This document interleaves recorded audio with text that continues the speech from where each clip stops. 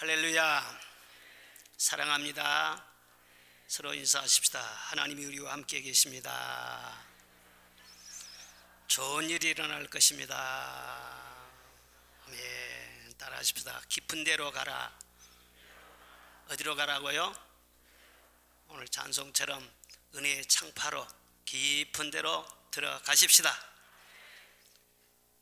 오늘 말씀에 보면은 베드로가 밤새도록 그물질을 했는데 한 마리도 잡지 못했습니다. 여러분도 낚시를 갔다가 허탕치고 돌아올 때 그 기분 알지요? 아침에 얼마나 피곤하고 허들푼하고 그랬겠어요? 그래서 그물을 싣고 있는데 그 자리에 예수님이 오신 것입니다. 아무 말씀도 하지 않고 그냥 배에 올라타신 거예요. 그리고 육지에서 조금 떼기를 청하시고 배에서 그 해변에 모인 무리들을 향해서 이제 뒤에서 바닷바람이 읊으면 조용조용 말씀을 전해도 그 바람에 쫙 음성이 퍼지잖아요. 그래서 그 해변에 모인 무리들에게 말씀을 전하신 것입니다. 그리고 말씀을 다 마치신 후에 베드로에게 말씀하시기를 깊은 데로 가서 그물을 내려 고기를 잡으라, 그렇게 말씀하십니다.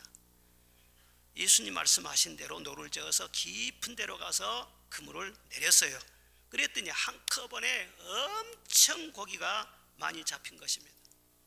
동료들의 배를 불러가지고 2배 가득이 채워질 정도로 그렇게 많은 물고기가 잡혔어요. 어릴 적부터 고기잡이로 잔뼈가 굵은 이 베드로였지만은 그런 대박은 처음 있는 일이에요. 여러분, 우리 예수님은 어디를 가든지 그냥 가지 않으시고 기적을 갖고 가시는 분인 줄로 믿습니다.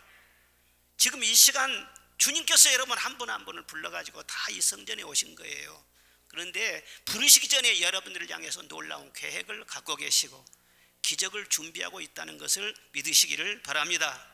그날 이후로 베드로의 인생은 확 변합니다. 베드로처럼 복받은 사람이 이 세상에 어디가 있겠어요? 예수님은 베드로에게 깊은 데로 가라 말씀을 하셨어요. 사실 바다는 깊은 데 낮은 데 할 것 없이 다 물고기가 삽니다. 그런데 아무래도 수심이 낮으면은 물고기 많지도 않고 고기가 그렇게 크지도 않아요.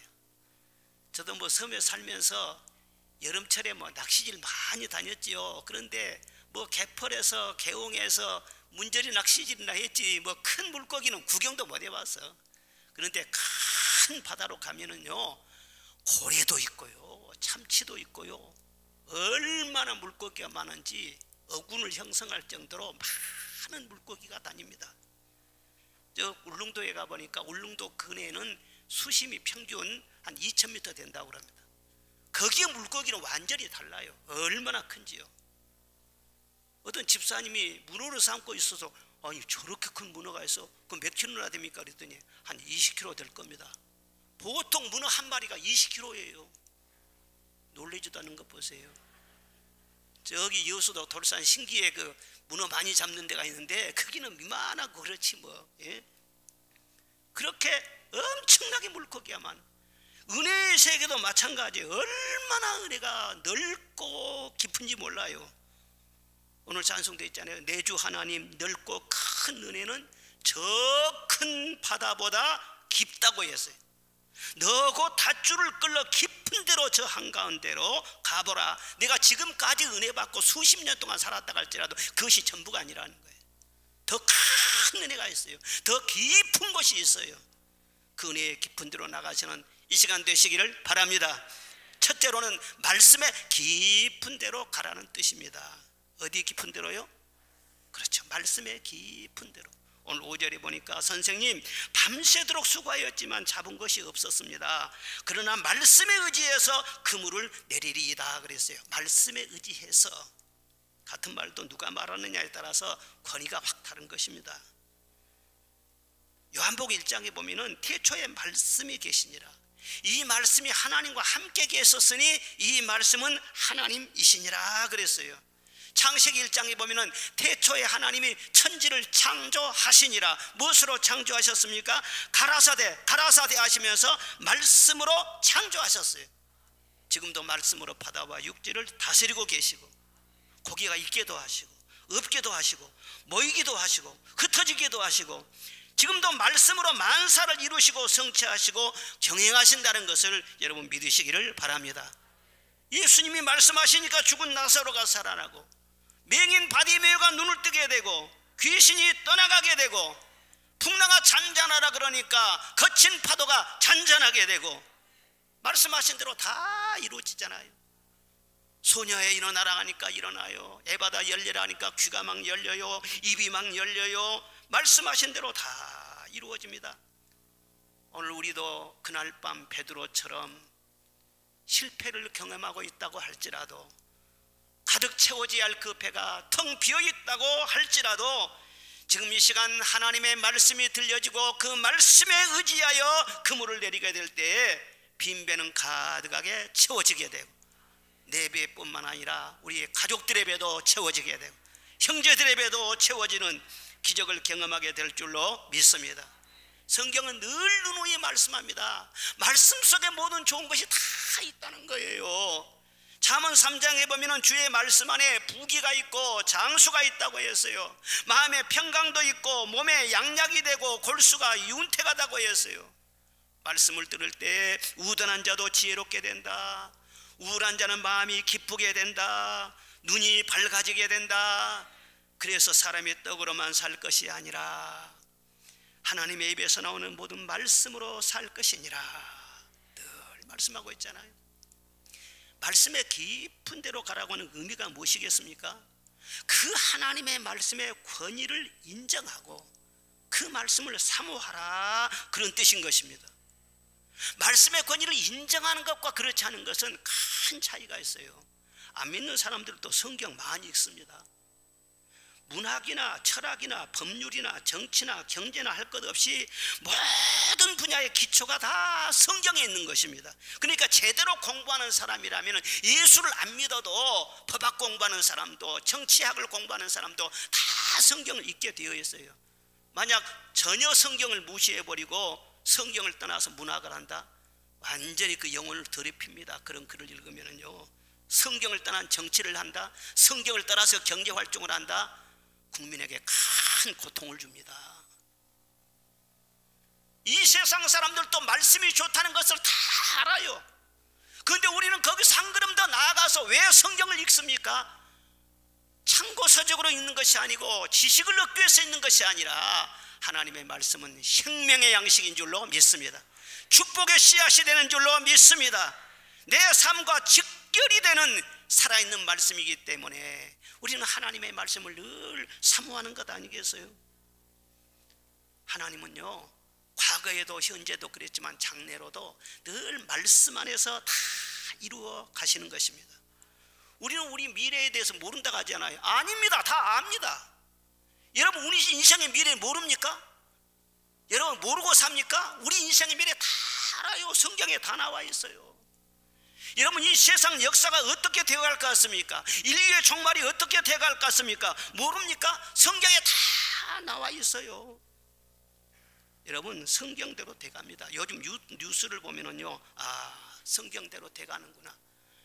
요즘 자꾸 뭐 지구온난화로 인해서 엄청나게 남극이나 그린랜드 막 빙하가 녹아내린다. 며칠 전에는 그 뉴스를 보니까요, 남극에 우리 한반도에 몇십 배나 되는 어마어마한 빙하가 여타 녹아내렸다는. 그러니까 해수면이 얼마나 높아지겠어요. 남태평양의 섬들이 많이 사라지는 거예요. 해수면이 점점 높아지니까. 그리고 물이 막 불어나니까는요, 뜨거운 수증기가 나와가지고는요, 어마어마한 폭풍을 몰고 오고 또 한파도 몰고 오고, 지구가 말이요 편안치 않는 거예요. 성경에 다 나와 있어요. 마지막으로는 홍수 때문에 세상이 망한 것이 아니라 불로 망한다고 했어요. 뜨거워져요. 점점 뜨거워져요. 지구가 1도만 더 높아져도 말이죠, 이 지구가 엄청나게 변한다고 하잖아요. 그리고 성경의 말씀 보면은요, 무슨 사람들 손에 표를 받는다든가 뭐 권력이 모든 사람을 통제해 가지고는 다 감시하는 그런 시대가 온다든가 다 있는 말들입니다. 그리고 짐승과 음녀와 거짓 선지자와 재벌, 이런 자들이 연합을 이루어서 그리스도를 대적한다고 했는데 지금 이 세상에 그렇게 돼가고 있잖아요. 철저하게 하나님을 대적하지 않아요. 하나님의 말씀을 대적하고 있지 않아요. 앞으로는 더 빠른 속도로 더 확실하게 성경대로 이루어져 갈 것입니다. 여러분 뉴스를 보더라도 성경 보고 뉴스 보고 성경 보고 뉴스를 듣고 그렇게 하시라고. 지금 세상이 지금 말씀대로 돼가는구나. 그런가 하면은 구원받는 것도 축복을 받는 것도 행복한 길도 어디에 있어요? 다 말씀 속에 있어요. 어떤 위기 상황에 처해진다 할지라도, 아무리 험악한 세상에 살고 있다고 할지라도 말씀 충만해서 그 말씀 안에 거하게 되면은 보호받게 될 줄로 믿습니다. 천국을 경험하게 될 줄로 믿습니다. 신앙생활을 잘 못하는 사람들을 흔히 광신자라 그렇게 말하지 않습니까? 지나치게 열심히 믿는 사람, 그런 사람들을 두고 하는 말인데, 그러나 열심히 믿는다고 해서 꼭 잘못된 것이라고 말할 수는 없어요. 이 세상 사람들이 볼 때는 광신처럼 보여도 하나님이 볼 때는 지극히 정상으로 볼 수도 있는 거예요. 그런데 광신자란 정확히 말하면 어떤 사람들이냐 그러면은 목적은 좋은데 방법이 잘못된 사람을 말해요. 지금 천국 간다고 하고 있는데 길을 지금 잘못 가고 있는 사람들을 두고 하는 말이에요. 지금 말씀대로 살지 않으면서 좋은 결과는 기다리고 있는 그런 사람들이 광신자라고 해요. 예를 들자면은 농부가 농사를 지을 때 풍성한 수확을 거두려면 어떻게 해야 되겠어요? 이런 봄부터 말이죠, 열심히로 밭을 갈고 씨를 뿌리고 김도 메고 거름도 주고 할 일을 다 해야 하지 않겠어요? 그러면서 하나님 축복해 주세요, 이른 비든 인미를 내려주세요, 햇빛을 주세요, 그렇게 기도해야 할 거 아니겠어요? 그런데 이 사람은 너무 충만해 가지고는요, 일어나지 않고 논두렁가에 앉아 가지고 말이죠, 하나님은 전능하십니다, 그러니 능치 못할 일이 없을 줄로 믿습니다. 일어나지도 아니하고 밭두렁에 앉아 가지고 날마다 시간마다 가서 주여 믿습니다, 주여 믿습니다 기도하고 있다면 그게 광신자라는, 광신자. 우리가 축복을 다 사모하잖아요. 생명과 복을 받기 위해서 우리가 다 신앙생활을 하지 뭘 받기 위해서 우리가 신앙생활을 합니까? 그런데 하나님께서 하시는 말씀이 뭐예요? 말씀에 순종해라, 기름진 것을 먹으리라, 내 소원이 이루어질 것이다, 좋은 일이 있을 것이다. 그런데 말씀을 들을 때 나가서 순종을 하지 않아. 그 신앙이 잘못된 거라는 거예요. 여러분, 신앙생활은 머리 굴리고 연구하고 뭘 터득하고 그게 아니에요. 이미 다 하나님께서 말씀을 주셨잖아요. 그 말씀을 깨닫고 단순히 순종하는 거예요. 순종을 계속 반복하다 보면은요, 당장은 몰라요. 그런데 10년, 20년, 30년, 저는 40년, 50년 넘게 말씀을 순종하면서 믿음으로 살다 보니까는요, 하나님의 말씀이 너무너무 확실한 거예요. 너무너무 확실해요. 어떻게 이걸 부정할 수가 있어요? 그래서 제가 여러분에게 담대하게 전하는 거예요. 신명기에 보면 왕의 규례를 말하면서, 왕은 정치를 하더라도 금과 은을 너무 많이 쌓아놓지 마라. 그리고 여자들을 자꾸 옆에 두어가지고 여색에 빠지지 말아라. 군대를 너무 많이 모집하려고 하지도 말고, 그리고 외국하고 이렇게 덜 가까이 하면서 외국의 우상도 조심해라. 또 율법을 등사해서 항상 곁에 두고 하나님 경외하기를 배우면서 나라를 다스려라. 그러면 내가 나라를 잘 다스려 줄게. 그 약속의 말씀이에요. 영국의 빅토리아 여왕이 18살 때 왕위에 올랐습니다. 결혼도 아직 안 했어요. 아가씨 때 왕위에 올랐는데 50년 넘게 그 나라를 통치한 거예요. 그런데 해가 지지 않는 나라로, 세계 최강대국으로 그 영국을 끌어올린 거예요.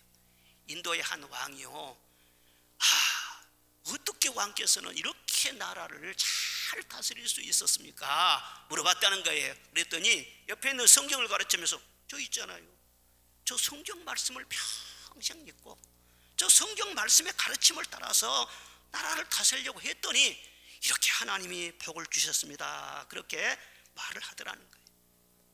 베드로처럼 말씀에 의지해서 그물을 내리겠습니다, 그런 자세로 하면은 정치를 하든지 사업을 하든지 가정생활을 하든지 무엇을 하든 간에 하나님께서 그 말씀대로 이루어 주시고 생각한 것 이상으로 성과를 내게 하여 주시고 하나님이 친히 일하실 줄로 믿습니다.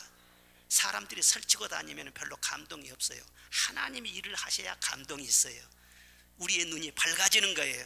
그러려면 하나님의 말씀을 잘 들어야 돼요. 깊은 데로 가서 내리라고 했는데 건성으로 뜯다가는 얕은 데로 가서 금을 내는, 그러면 안 되는 거예요.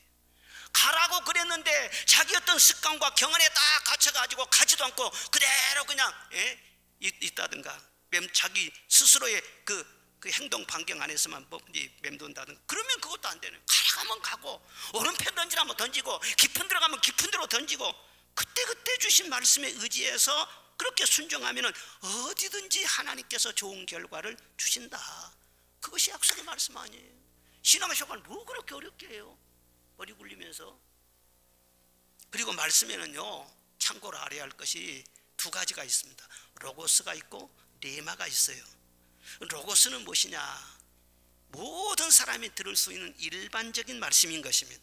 오늘 본문에 보면은 예수님께서 베드로를 만나기 전에 무리들을 해변에 다 이렇게 앉혀놓고 말씀을 전했어요. 모든 사람이 다 들을 수 있도록 말씀을 전했어요. 이 로고스가 굉장히 중요합니다. 우리에게도 그렇잖아요.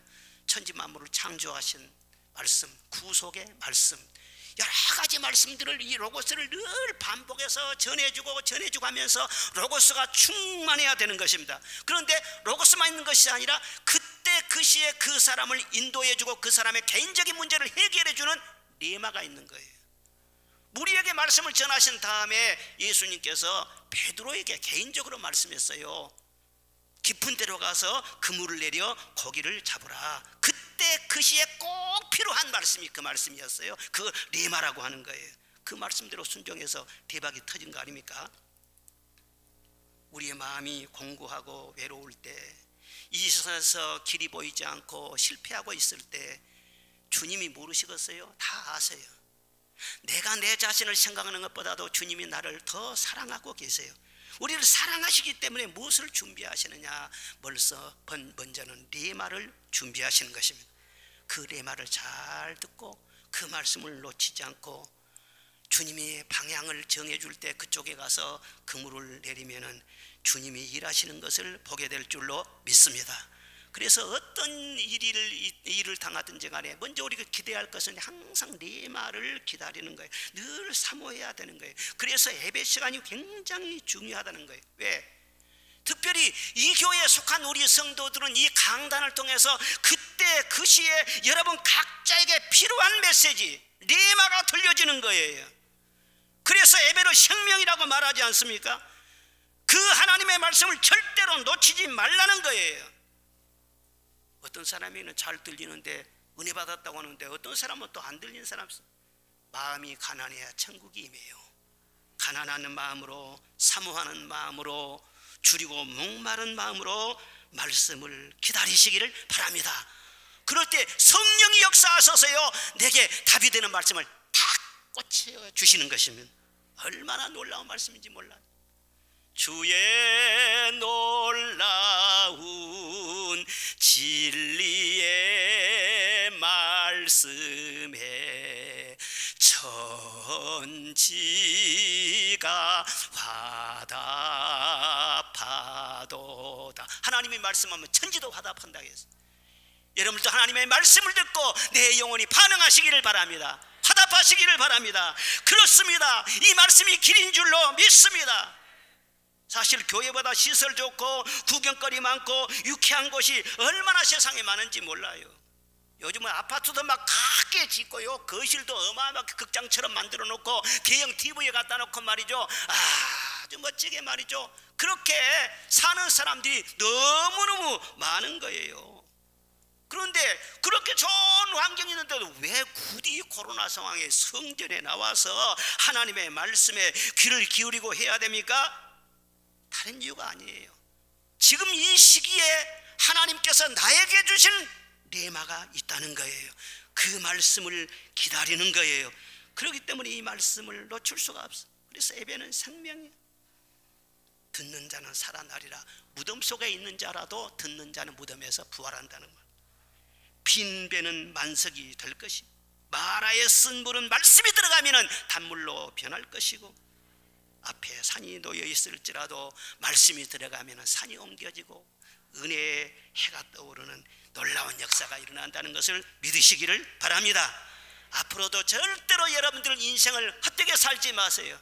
여러분들이 목자 노릇 하지 말고, 여러분들이 주인 노릇 하려고 하지 말고, 여러분이 선생 노릇 하려고 하지 말라고요. 하나님이 다 모든 것을 아셔요. 하나님의 말씀을 늘 귀를 기울이고 배우려고 하시기를 바랍니다. 그러면 그 말씀 두 걸음도 아니에요. 한 걸음 한 걸음이에요. 그렇게 살아가는 그 삶이 에녹의 삶이야. 주님이 책임지고 보장해 주는 삶이에요. 둘째로는 기도의 깊은 데로 가라. 어디요? 기도의 깊은 데로. 8절에 보니까 시몬 베드로가 이를 보고 예수의 무릎 아래 엎드려 이르되 주여 나를 떠나소서 나는 죄인이로소이다. 베드로가 주님의 무릎 앞에 엎드려 겸손히 엎드렸다는 거 아니에요? 기도했다는 것이죠. 주여 나를 떠나소서. 5절에 보니까는요, 선생님 그렇게 불렀어요. 그런데 그 후에는요, 주여 그렇게 부릅니다. 그냥 물고기 많이 잡고 난 다음에 보니까는요, 예수님이 선생님 줄 알았더니 주님이시네. 이분이 보통 분이 아니시네. 예수님을요 새롭게 발견한 것이죠. 이분이 그리스도시구나, 하나님이시구나. 주의 종, 주님이라고 부를 때는 자기가 종이라 그 말 아니에요? 종이 주인을 부를 때 큐리오스, 주임 그렇게 부르죠. 나는 주님의 종입니다. 내 모든 것은 다 주님께 속해 있습니다. 내 생명도, 젊음도, 내 시간도 다 주님의 것입니다. 내 모든 것은 전적으로 주님께 달려 있습니다. 내가 죽고 사는 것도, 흥하고 망하는 것도, 성공 실패도, 나의 안고 일어서는 것도, 오는 것 가는 것도, 모으고 흩어지는 내 건강과 나의 미래와 모든 전체가 다 하나님의 손에 달려 있습니다. 기도는 아무나 하는 것이 아니에요. 하나님이 누구신지를 아는 사람이 기도를 하는 거예요. 하나님은 전지전능한 왕이셔서 나와 무관하신 분이 아니야. 저 구만리장차 하늘에만 계신 분이 아니라 지금도 성령으로 함께 하셔서 나의 모든 것을 간섭하시고 내 모든 것은 다 하나님의 손에 달려있는 줄로 믿습니다. 나의 생사와 장래와 가정과 사업과 자녀와 건강과 영혼과 나의 모든 미래가 다 하나님의 손에 달려있으면, 전적으로 하나님의 손에 내 인생에 달려있다면 그분 앞에 엎드리지 않겠어요? 하나님 제발 나를 불쌍히만 여겨주세요, 그렇게 말하지 않겠어요? 하나님을 아는 사람이 기도하는 겁니다. 그렇게 겸손하게 기도할 때 하나님은 긍휼을 베푸시는 거예요. 하나님이 기뻐하시고 다 사랑하시는 거예요. 그리고 기도는요, 예수의 이름이 있는 그리스도인들만 할 수 있는 것이지 아무나 또 못하는 거예요. 다른 종교도 기도가 있습니다. 그러나 시편에 다른 신에게 기도하는 것은 죄를 범하는 것이니라. 아주 유독하게 막 불심이 지극하다든가 유독하게 그냥 조상 숭배를 많이 하고 빌기를 좋아하고 그런 사람 보면은요, 우리 시골에서도요 재앙이 갑자기 확 덮쳐요. 그래가지고 제일 좋은 것부터 물어가 버려. 제일 공부 잘하고 똑똑하고 그런 애들이 갑자기 막 죽는다든가 막 가정에 막 재앙이 임해요.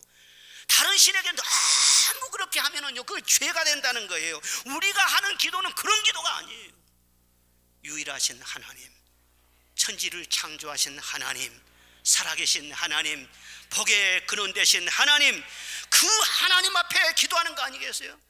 아무나에게도 아니에요. 예수 이름을 주었어요. 우리에게는요, 아무에게나 인감도냥 맡기는 것이 아니에요. 아무에게나 비밀번호 가르쳐주는 것이 아니에요. 우리에게만 예수의 이름, 예수의 이름이 우리의 재산입니다. 우리의 기업입니다. 마스터 키입니다. 이 예수 이름 주면서 이 예수 이름으로 기도만 해. 그러면 내가 다 들어줄 것이, 그게 우리 성도들이에요. 로마서 10장에 보면은 주의 이름을 부르는 모든 자에게 부요하시도다. 다 부요하게 해주신대. 유대인이나 헬라인이나 차별이 없습니다. 이 세상 어디 가나 차별이 많아요. 그래서 억울하고요, 서럽고요, 참 괴롭습니다. 사회나 직장이나 가정에서나 차별이 있기 마련이에요.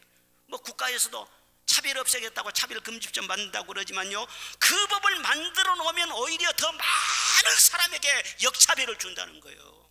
그래서 우리가 만들지 못하도록 기도하고 있지 않습니까?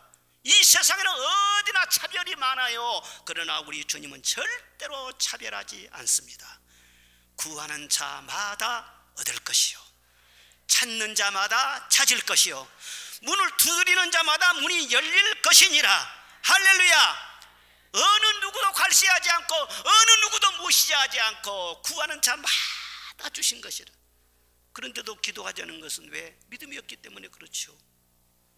내가 아쉬움이 많고 내가 사정이 형편이 어렵고 그래서 뭐 친정으로 달려가고 모든 뭐 친구들을 만나서 그냥 도와달라 그러고 은행 막 문턱을 막 그냥 문턱 달아지도록까지 달리고 그렇게 하면서도 모든 만물의 주인 되시고 부유하신 하나님 앞에서는 기도 한 태기도 안 해. 불신앙이라는 거예요. 하나님의 자녀로서 기도하자는 것은 죄라는 거예요. 여러분, 하나님 덕으로 살아요. 세상 덕 보고 살려고 하지 말고 하나님 축복 많이 받아서 세상 사람들에게 베풀며 사시기를 바랍니다. 이 세상은 날이 갈수록 악해져만 가고 거리마다 죄악의 물결이 넘쳐나고 있지 않습니까? 갈수록 흉흉한 소식, 끔찍한 이런 소문들이 계속 들려오지 않습니까? 이 세상은 험악하고 나는 연약한데 어떻게 우리가 세상을 감당할 수가 있겠어요? 오직 믿고 의지할 분은 주님밖에 없는 줄로 믿습니다. 어떤 형편, 어떤 사정이 있더라도 두려워하지 말고 주 예수 이름으로 기도하면 그때 그 순간에 하나님께서 가장 적절한 손길을 내어며 주실 줄로 믿습니다. 우리 교회 안수 집사님 한 분은요, 직장을 열심히 다니다가 이제 그 퇴직할 무렵쯤 돼가지고 그만두고 사업을 새로 시작을 하셨어요. 그런데 뭐 새로 사업 시작한다는 게 그 쉽습니까? 좀 어려움도 많았는데 그런데도 하다가 협력업체가 막 부도가 나고 막 그래가지고요, 그 집사님 사업도 엄청 어려워졌어요. 그냥 무너져 버렸어요. 다시 일어나야 되겠는데 도와주는 사람 누가 있습니까? 누가 은행에서 아무것도 내놓을 거 없는데 돈을 빌려줍니까? 그래서 주변에 친구들이 많은 분이라 가장 친하고 경제력도 있고 그런 친구, 세 친구를 불렀다는 거예요. 그리고 그 친구들에게 식사를 같이 하면서 내가 다시 재기할 수 있도록 좀 도움을 달라. 한 사람 1,000만 원씩만 나에게 빌려달라. 잘 되면 갚을 것이고 내가 안 되면은 나 죽었을 때 조의금 냈다 치고 그렇게 1,000만 원씩만 빌려달라. 이 세 친구 다 빌딩이 몇 채씩 있대요. 현금 동원력도 상당하대요. 아주 친한 중마고예요. 그러니까 부탁을 한 것이죠. 그런데 이 세 사람들이 다 하나같이 딱 잡아떼더란 거야. 나가 그릇 빌려줄 돈 없다. 얼마나 자존심이 상하고 배신감이 들고 마음에 상심이 되는지. 이 집사님이 신앙생활을 그전부터 쭉 해온 분입니다. 그러다 그런 일이 있었어요. 그 예배를 드리면서 가만히 생각해 보니까 하나님밖에 도와줄 분이었구나. 그리고 그때부터 사람한테 도움을 구하지 않고 새벽 기도를 하기 시작했다는 거예요. 1,000번째를 하면서 주님 나를 도와주세요. 주님밖에는 도와줄 분이 없어요. 10년 동안 3,000번째를 드리면서 새벽 기도 거의 안 받습니다. 그저께인가도 서울 가셔서 늦게 오셨대요. 2시에 여기 도착을 했는데 새벽 기도 못 갈까 봐서 말이죠, 3시에 그냥 새벽 교회에 나와가지고 그냥 기도하다가 새벽 기도 드려. 그렇게 열심히 기도로 살았어요. 그 10년 동안 하나님께서 어떻게 해주셨겠어요? 영적으로 충만해졌을 뿐만 아니라 육적으로도 그렇고 사업적으로도 그렇고 놀랍게 복을 주신 거예요. 지금은요, 그 친구들이 어려워져 가지고는요 거꾸로 도와달라고 한다는 거예요. 그러면서 정말 하나님은 살아계세요. 살아계세요. 그렇게 저한테 말씀을 하시더라고요. 여러분에게는 어떤 사정이 있습니까? 베드로가 그날 저녁에요, 그물줄을 그렇게 했는데 한 마리도 못 잡았다. 그래도 피레미 새끼 몇 마리도 잡을 것 아니에요. 그런데 한 마리도 못 잡았대요. 실패도 기적이에요. 왜 한 마리도 못 잡게 화탕치게 만들었냐? 하나님께서 채워주시려고. 하나님께서만 채울 수 있다는 것을 알게 하기 위해서 먼저 비우신 줄로 믿습니다. 우리에게 슬픔을 주신 것은 위로하기 위함인 거예요. 우리에게 낮아지게 하신 것은 높여주시기 위함인 거예요. 하나님께서 더 놀라운 축복을 준비하고는요 먼저 늘 비우게 하시는 거예요. 내 힘으로 안 된다는 것을 경험을 하게 하시는 거예요. 여러분, 한나처럼 아무도 몰라주는 그런 사정이 있습니까? 한나가 임신하지 못해가지고 너무 멸시받고 서러움을 많이 당했어요. 그런데 한나는 오로지 하나님 앞에 나가 기도하지 않습니까? 남편이요 늘 위로해줘요. 막 옷도 사주고 선물도 많이 주고 용돈도 많이 주가면서 꼭 아들 낳아야 되냐, 내가 있지 않느냐, 나는 어떤 사람이 있어도 나는 당신이 최고다. 남편이 위해주면 최고 아니에요? 그런데 남편 위하는 것으로 때우려고 하지 않습니다. 자선으로 만족하지 않습니다. 하나님이 나를 위로해 주셔야 한다는 거예요. 하나님이 그리고 남편이 그렇게 사랑하는데도 남편 품 안에서 만족하지 아니하고 성전에 나가서 기도하면서 하나님 나를 불쌍히만 여겨주십시오. 사람들이 봐도 감동되어요. 그렇게 해서 낳은 아들이 사무엘 아닙니까? 하나님께서 그 간절한 기도를 들으시고 멋지게 응답해 주시고 오남매나 더해 주시고. 여러분 병들었습니까? 병든 사람들도요 정말 저는 기도하면 하나님이 꼭 고쳐 주실 것 같아요. 저는 진짜로 그런 믿음이, 진짜로 병든 것은 고쳐줄 것 같아요. 믿음의 기도는 역사하는 힘이 많다. 병든 자를 일으킨다. 성경에 수없이 많아요. 우리 예수님은 전공 과목이 있습니다. 전공 과목이 그게 무엇이냐? 치유예요. 우리도 의사 선생님 집사님들 계시지만은요 다 전공이 있어요. 어떤 분은 내과, 어떤 분들은 안과, 어떤 분들은 가정의학과 다 그러는데 예수님 전공은 무엇이냐? 예수님 전공은 토탈이요. 토탈. 안과도 고치고 이비인후과도 고치고 정형외과 뺐다고 부러진 것도 고치고 속에 하여튼 불편한 것도 고치고 다 고쳐. 할렐루야. 병든 자여 다 내게로 오라. 고통당한 자여 다 내게로 오라. 병든 자를 일으키시리라. 정말 어디 가서 뭐 이거 좋다가 뭐 저거 저리 좀 저리 주고 뭐 그렇게 돌아만 달릴 것이 아니라 작정하고 하나님께 좀 매달렸으면 써서 작정하고. 어떤 집사님 한 분이요 며칠 전에 좀 건강이 걱정돼 가지고 서울 삼성병원에 가서 정밀 진단을 했어요. 근데 당장 급한 것은 아닌데 조금 주의 깊게 관찰을 해야 된다. 조심해야 된다. 그러니까 걱정이죠. 불안하고. 어제 저녁에 늦게 문자가 왔어요. 목사님, 제가 1차 검진을 받고 2차 검진 받을 때까지 한 몇 달 이 시간이 있는데 2차 검진 받을 때까지 하나님 앞에 기도하기로 작정했습니다. 잘했습니다. 어떻게 작정했냐? 2차 받을 때까지 몇 달 동안 주기도문을 1만 번 드리기로 작정했습니다. 그래서 그런 생각을 어떻게 했지? 성령이 그 생각을 하게 하신 것이죠. 왜 그 생각을 하게 했지? 응답해 주시려고, 고쳐주시려고. 그래서 제 마음이 참 안심이 됐어요. 뭐 삼성병원 가볼 필요도 없네. 1만 번 동안 그렇게 기도를 하면은 몸이 완전히 불덩어리가 될 거 아니에요?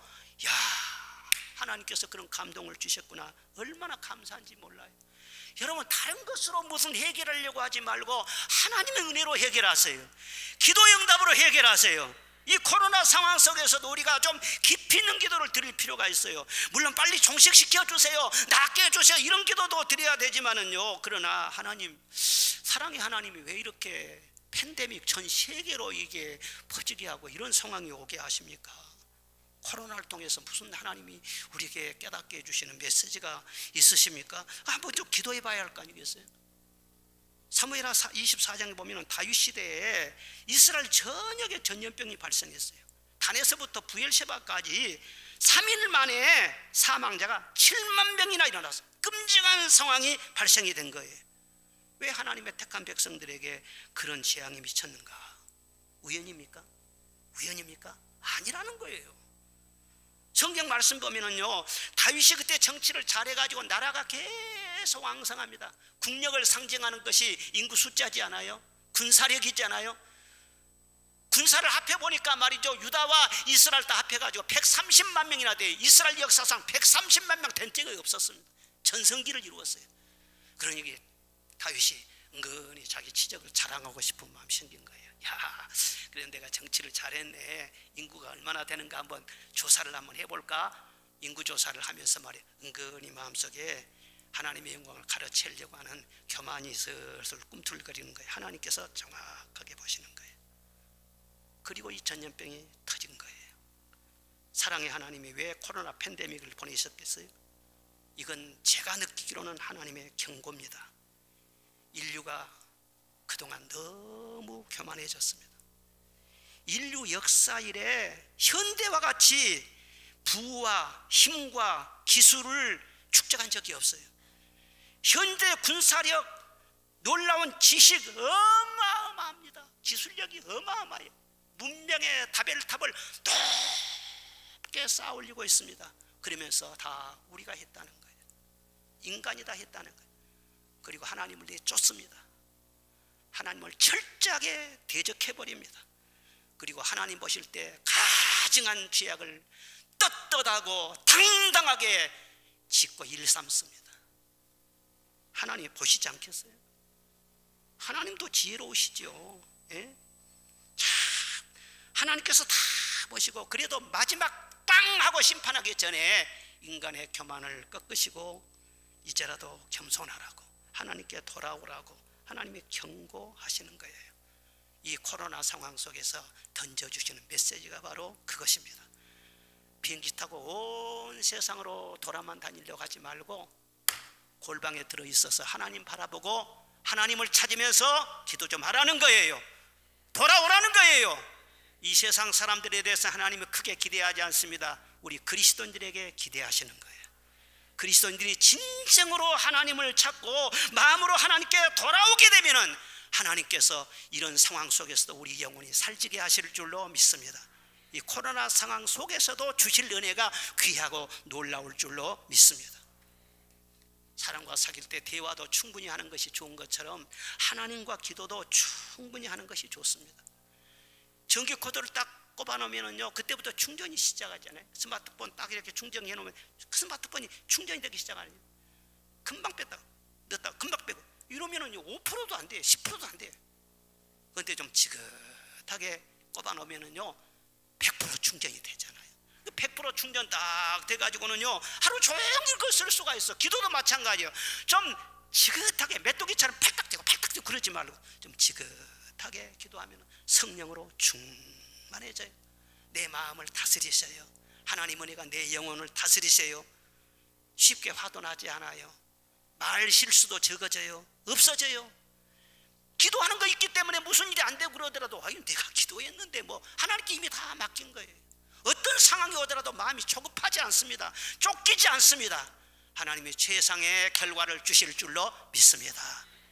기도하는 사람이 이렇게 놀라운 평강을 누릴 수가 있어요.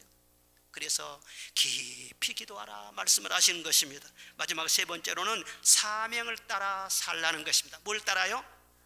그렇지요. 10절에 보니까 무서워 말라. 이제후로는 내가 사람을 취하리라 하시니 그들이 배들을 육지에 대고 모든 것을 버려두고 예수를 따르니라 말씀을 하셨어요.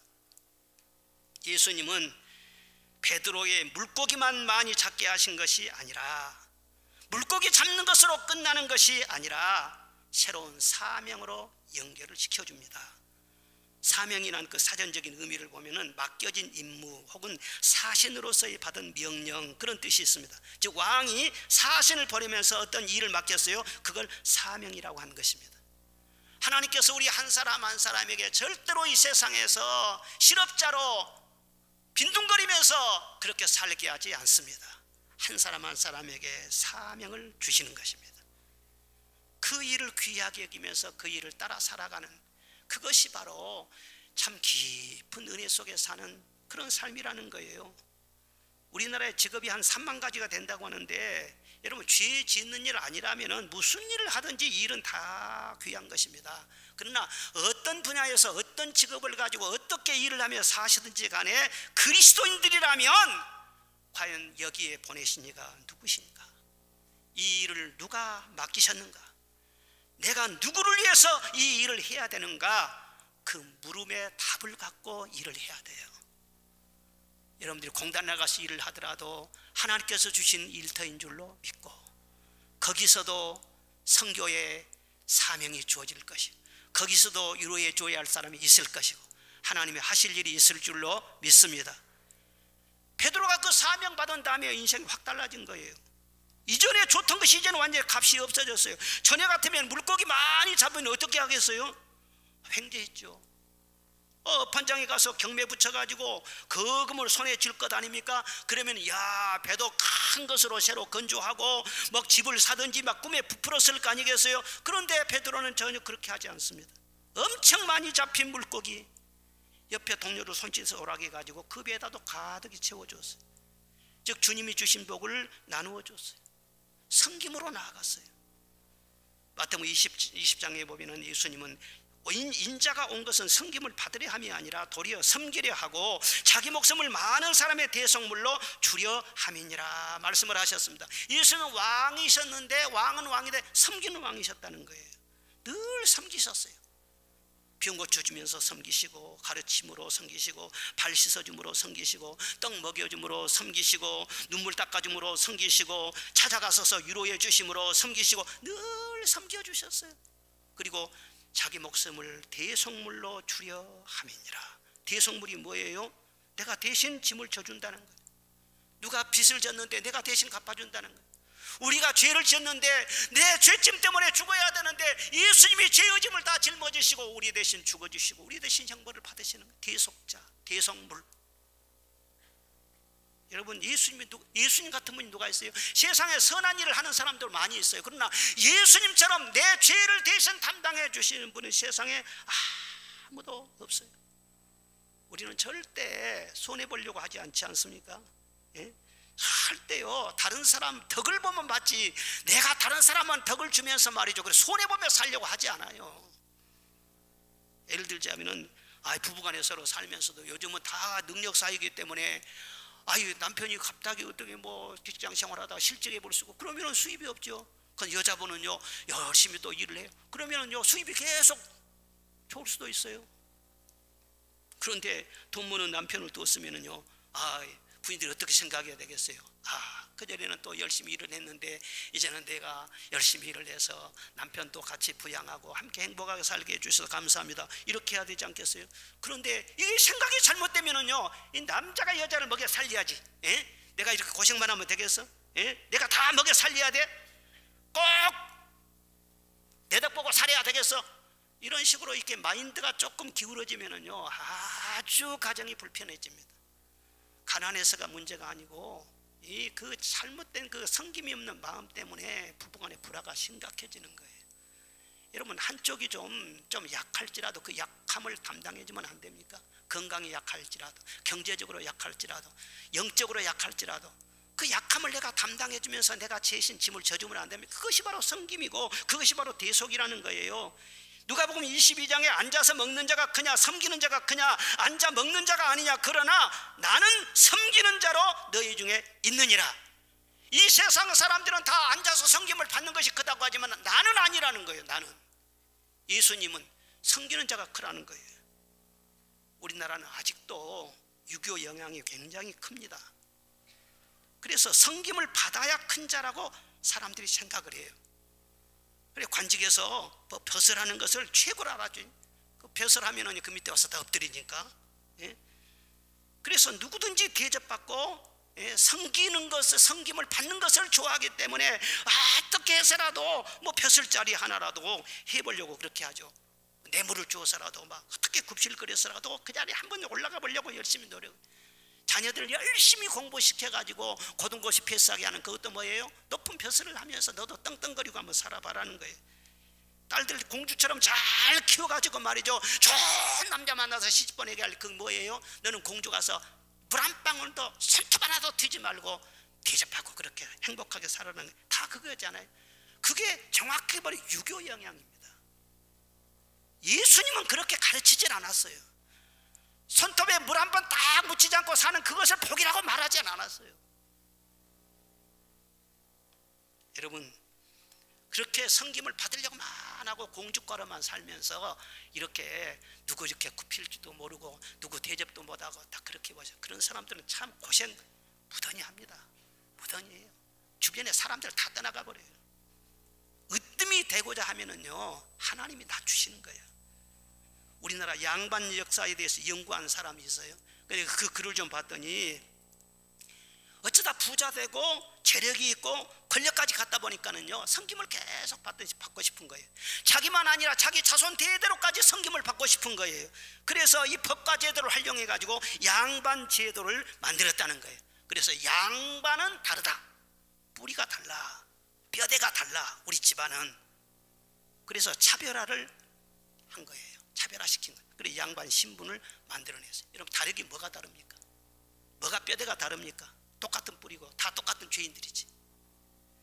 그런데 기어이 섬김을 받겠다고 별별 짓을 다 하는 거예요.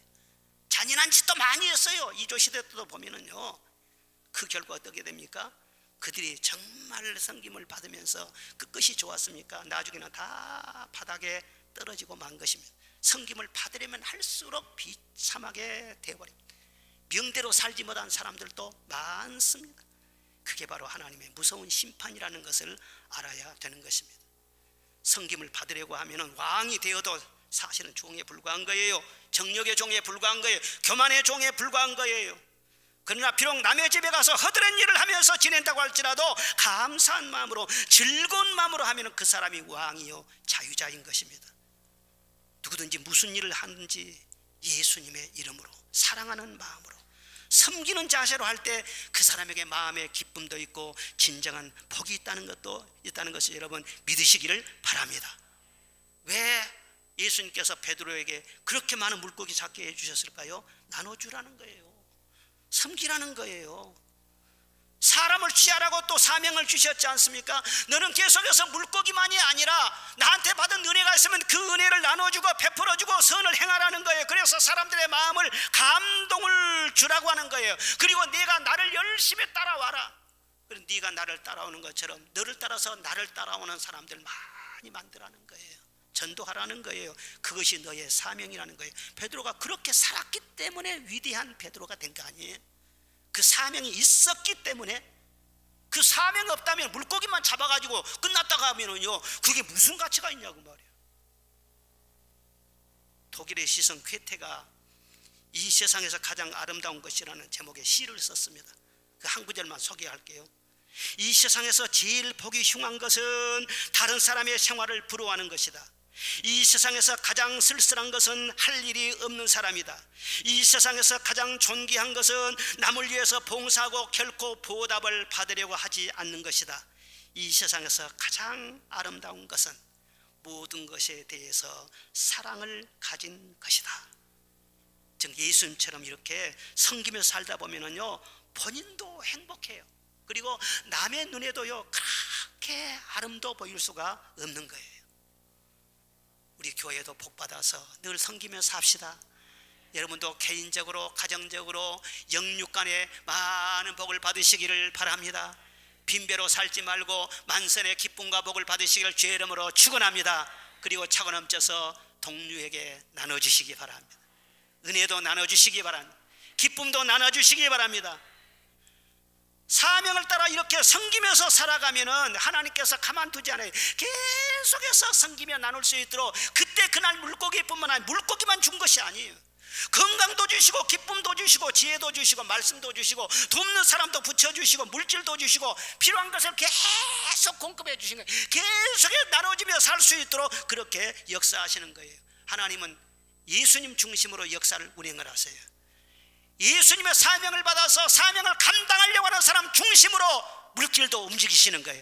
그리고 우리나라가요, 선교 사명을 막 열심히 감당하니까 경제적으로 복을 주시잖아요. 선교 중단해버리면은요, 잘못된 거예요. 나라 국력 말이죠, 시들어지기 시작하면은요, 급속하게 시들어질 수도 있어요. 정신 차려서 주님 잘 섬기고 사명 잘 감당해야 될 줄로 믿습니다. 성경 인물 봐보세요. 모세가 위대하다, 엘리야가 위대하다, 바울사가 위대하다 그러지만 그 사람들이 뭐 얼마나 잘난 것이 있습니까?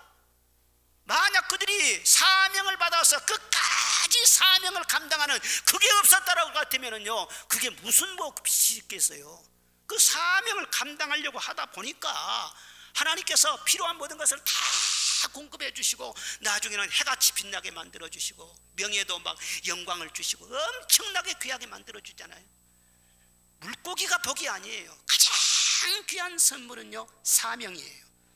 저는 하나님 앞에 그걸 감사합니다. 내가 만약 하나님께서 목사의 직분, 이 목사의 사명을 주지 않았더라면 오늘날 고마로라는 사람은 누가 알아줄 게 뭐예요? 그런데 이 사명을 감당하려고 줄기차게 달려왔더니 그 사명을 끊임없이 감당할 수 있도록 하나님의 필요한 것을 채워주시고 건강도 주시고 다 주시는 줄로 믿습니다. 저와 여러분이 다른 길을 가는 것이 아니에요. 먼저 주님을 만나서 예수님 누군 줄 알았습니까? 예수님 열심히 따르시기를 바랍니다. 그래서 여러분을 보면은요, 주님 따라가고 싶은 그런 마음이 생길 수 있도록 그렇게 살라는 거예요. 그리고 받은 것만 하면은요, 나눠주라는 거예요. 우리는 지금까지 옅은 그런 삶을 살았을지도 몰라요. 말씀 속에 깊은 그런 차원의 삶을 살아야 되는데 내 생각이나 내 사상, 내 어떤 상식과 이성 거기에 머물러 살아있을 수도 있어요. 사람을 의지하지 않고 정말 주님 한 분만 의지하는 기도의 깊은 곳에 살아야 되는데 사람을 의지하고 자기 힘으로 살려고 바둥거릴 수도 있었던 거예요. 교만과 탐욕과 육체의 정욕과 쾌락을 쫓아 살면서 사명을 뒷전으로 두는 그런 생활을 했을 수도 있어요. 이제는 하나님의 말씀의 은혜를 받고 더 깊은 말씀의 세계로, 더 깊은 기도의 세계로 들어가서 복 받아가지고 이 사명을 주님 만나는 그 순간까지 잘 감당하면서 후회 없이 살아가는 저와 여러분이 되시기를 주의 이름으로 축원합니다. 축원합니다.